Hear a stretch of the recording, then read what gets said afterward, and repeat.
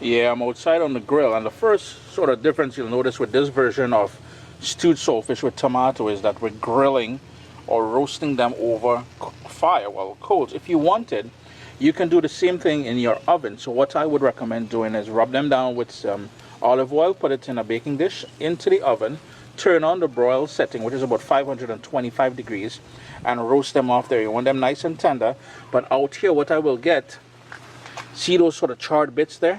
That is all flavor, man. So if you wanted to do it like this, I highly recommend it. Or even a propane grill outside. But you gotta love the fire down there, yeah? What's up, soldiers? Chris here, CaribbeanPod.com. Always a pleasure having you guys here in the kitchen with me. We've done stewed saltfish before, salted cod. We've done maybe 2 or 3 different recipes for there. Today, everything, we're gonna toss all of that out. We're gonna maintain a little bit of technique from the Caribbean, but we're gonna elevate stewed saltfish. Stay tuned, you're gonna wanna check this one out, man.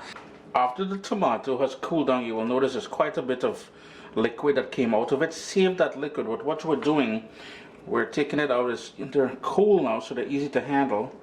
And you'll peel the skin back.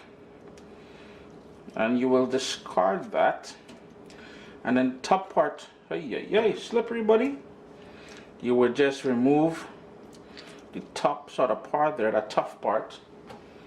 I already did it here. There's still a bit of a tough part here. Uncle Chris is making a little bit of a mess, but small thing. And then all you would do is give that a rough chop, like so. So you get nice big pieces of that tomato there. Put it back into the bowl and just continue doing that, alright? The other ingredients, and of course we're making stewed saltfish, so I have the salted cod already prepared here.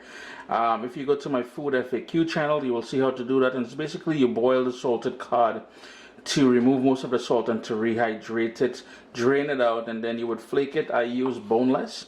I've got some garlic there, some parsley, and this is pimento pepper, which is over here. I've got 2 of them. It is a seasoning pepper, so there's no heat to it, but wonderful flavor. Speaking about heat, I've got half of a scotch bonnet pepper there.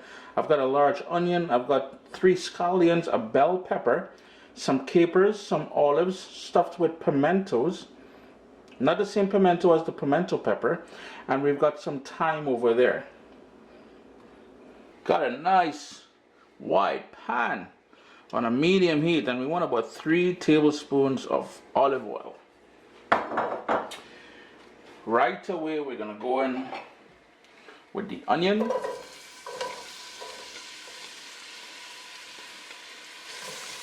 Don't mind that some of the scallion fell in there as well, that small thing, man.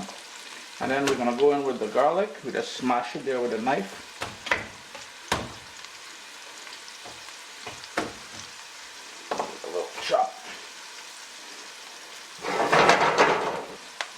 I added the thyme, and in goes some fresh ground black pepper. Just gonna move that around a little bit. And right away I'm gonna go in with all that prepared salted cod. You'll notice it's in big chunks because I want when we eat this to get little pieces so it doesn't disintegrate easily. After about 3 minutes after adding the salted cod, my heat is still on low. Here's where I'm going to go in with my scotch bonnet pepper. Remember, I have some seeds there, but if you're trying to control the heat, don't include any seeds. I've got the pimento pepper, that's a seasoning pepper, and we've got the bell pepper along with the scallions. I'm going to scrape that all in there, and you want to give that a really good mix at this point now. I'm going to crank up my heat to medium low, so not all the way down to low, and bring that back up to a sort of a simmer. You want to hear that music the oil and everything will be making in there. It's been another 3 minutes, so now here's where we're going to go in with all that roasted tomato. Make sure to scrape down all the juices in there. Give it a mix to incorporate everything. And you can see it's already coming together nicely now. And all we need to do is to add the olives and the capers.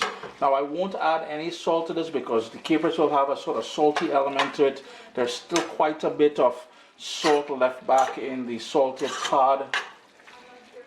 So in goes the olives, in goes the capers.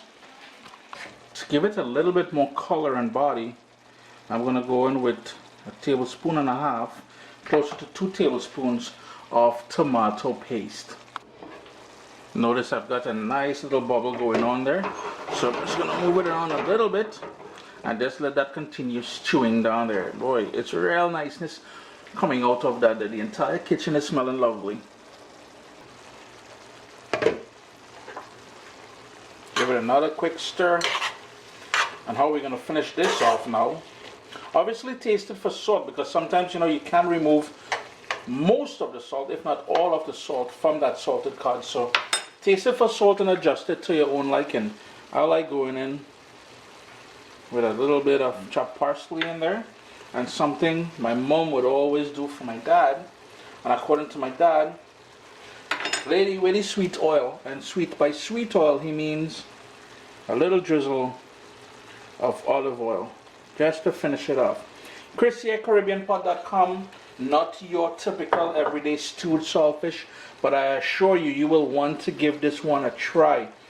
The capers, the fact that we roasted the tomato first, the olives, the green peppers, the freshness from the herbs, you know, that thyme is going to add a wonderful flavor. We've got that garlic, the sweetness from, oh my God, I'm overselling this, boy, like I have stock in this company. Anyways, have a great day, alright? What's up, soldiers? Don't forget to click subscribe. If you've already clicked subscribe, hit that bell notification thing. I want to all you missing out on the new videos, man. Come on, click.